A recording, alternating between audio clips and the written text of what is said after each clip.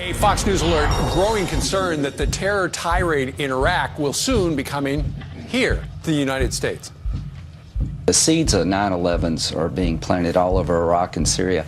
You don't have to believe me. This is what they're telling you they're going to do. I am concerned, and I think all Americans should be concerned. I guarantee you this is a problem that we will have to face. And we're either going to face it in New York City or we're going to face it here. Well, that is pretty scary. With more on the threat, Peter Johnson Jr. joins us live. Yeah, good morning, Steve. And I think all we have to do is look at the words of Colonel Kenneth King, who's the former commander at Camp Bucca prison in Iraq. Let's see his experience. And that's the fear coming to a city, including New York, as a result of what they're doing. It's important to understand who al-Baghdadi is. He's got a PhD in Islamic studies from Baghdad University. He's considered one of the most brutal leaders in the world now. His nickname is the Invisible Sheikh. He was detained at Camp Bucca, as you know, and then pushed out of Al-Qaeda in 2013. And now we know that there's a $10 million bounty for his death or capture.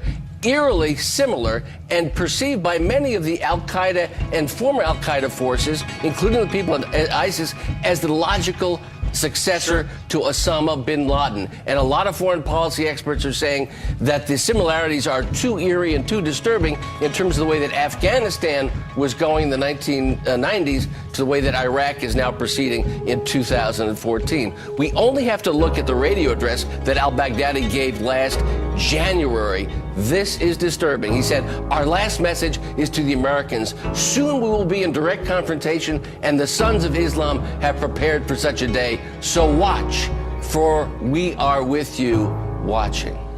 It's all scary about this. So that's the guy who's running ISIS right now. This is the same guy we had in prison, and now and let him loose. And released and allegedly made a threat at the time that he left Camp Bucca. Then we need to be on the defensive and the offensive to ensure safety in our cities. It's a continuing battle in this war on terror. We are also learning more about the leader of this terror group, a man described as the new bin Laden, the heir to bin Laden. It turns out he had been in U.S. custody until 2009 over in Iraq, when he was then handed over to the Iraqi government as part of our troop drawdown. And then he was released.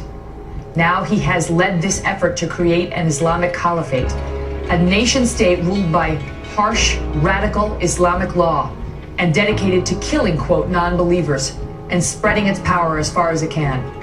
Ken King is the former commander of the prison where that man was held until his release in 2009. Ken, thank you so much for being here. The most disgusting, vile terror group we've seen in recent history. Well, Jeff, the group's mysterious leader is a man known as Abu Bakr al-Baghdadi. He is so elusive that we only have a couple of grainy photographs of him. But al-Baghdadi now commands several thousand men in Iraq and Syria, where he's trying to set up a state based on Islamic law. Al-Baghdadi is so feared that some people have dubbed him the new Osama bin Laden, and the US government has placed a $10 million bounty on his head. And here we go again. Every few years, the US government props up a new boogeyman for the masses to fear. And so the latest corporate mainstream media, terrorist propaganda, deception is in full swing. And this time it is in the form of a group called ISIS, which of course has deep occult meaning. What we are seeing here is another psychological operation being thrust on the masses to instill fear and tug at the heartstrings of every individual still stuck in the corporate, elite, government-owned mainstream media paradigm. As we have seen in the past, the shadow government, elite, and mainstream media is able to propagate blatant lies and propaganda in order to create a fictional villain and enemy of America in order to achieve their New World Order agenda. Time and time again, over the past decade, the so-called terrorist group known as Al-Qaeda has been proven to be a creation of the CIA and continues to this day to be operated by the same forces. They have proven to be nothing but fictional boogeymen, along with Osama bin Laden, aka CIA asset Tim Osman. Among researchers and activists over the years, it is common knowledge that the bin Laden death was a hoax. The mere fact that the US government has never provided any evidence whatsoever proving his death should speak volumes as to the legitimacy of the Great War on Terror and the idea of terrorists in general, and also 9/11. Bin Laden and Al-Qaeda is a fictional villain in the game of war by deception, and so is this new group called ISIS, and its leader, Abu Bakr al-Baghdadi. This so-called extremist group will likely be the scapegoat in the future false flag operation that will lead to another war. As we can see, the next 9/11 false flag fear-mongering is in full swing, and the usual culprits pushing this fear campaign is present as well. Republican South Carolina Senator, New World Order puppet and agent of evil, Lindsey Graham, is one of the key figureheads of this operation and agenda. Graham made his first fear circus go around in 2013 when he sounded the alarms of America being nuked. After Obama's State of the Union address, he stated, quote, "The world is literally about to blow up," end quote. He was then used to push the fear propaganda for the Syria operation that was no doubt meant to start World War III. He was a key mouthpiece that pushed for Syria intervention, which was proven by thousands of activists throughout alternative media and social media networks to be a complete lie, which is why intervention was so widely protested, thus why the Syria operation failed.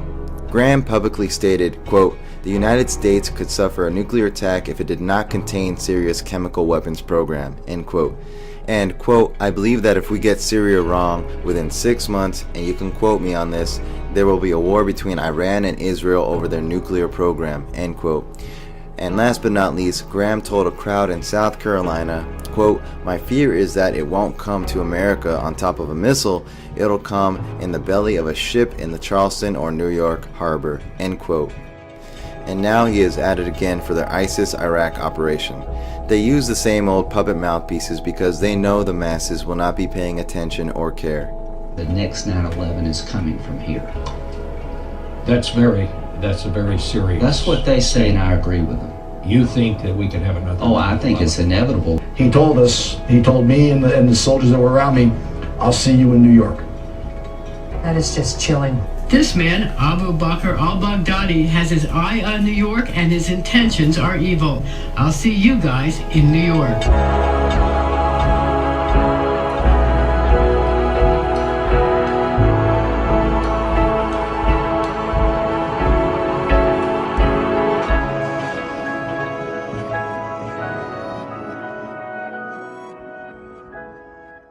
Yes, the fear-mongering, mind control, corporate mainstream media, this is how they do it. CNN, of course, terrifying execution images in Iraq, terrifying terror, terrorists. See, these are the same old words.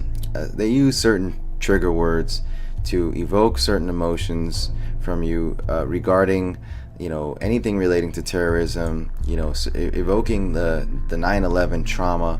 And that's what 9/11 was, a trauma-based mind control event. Now they can control the minds of the masses since that event, from that event, moving forward until they reach their goal. They can literally control your mind and play you like a fiddle with every event and every story that they put out using certain words. And this is how mass mind control works, through words that trigger fear. And this is how it's done.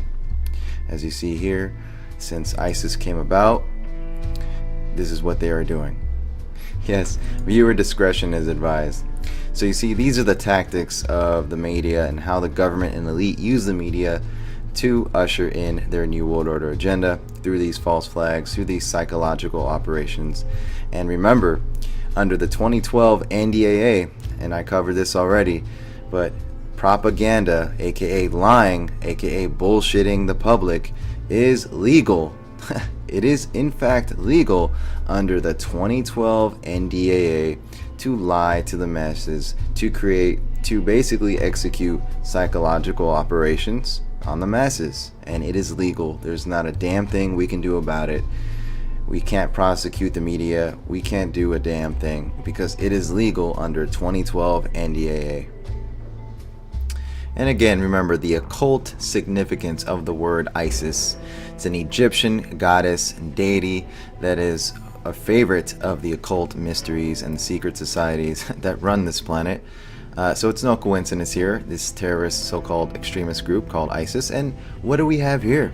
Is it also merely a coincidence, merely coincidental, that there's a contractor, U.S. government, called ISIS? Yes. Oh, coincidence, I'm sure. ISIS provides worldwide security, intelligence, technology, and training to government and private enterprises. Our Washington, D.C. office is located in Ronald Reagan Building. We are dedicated to supporting our national defense and security departments, as well as government contractors and private business, with mission-critical services performed by highly skilled experts in their fields. Interesting. U.S. Armed Forces, U.S. government, and prime contractors on the ground in such strategic environments as the Middle East. See our locations map at the bottom. Multinational forces, Iraq, theater-wide security services. Interesting choice word. Theater-wide. Department of Defense, DOD. Anything else in Iraq? Sure. Iraqi voting legislature. Personal protective services, Iraq Coalition for Peace. Client contract supported organization. As you can see, now you know who is really ISIS, who is really behind ISIS and this entire operation.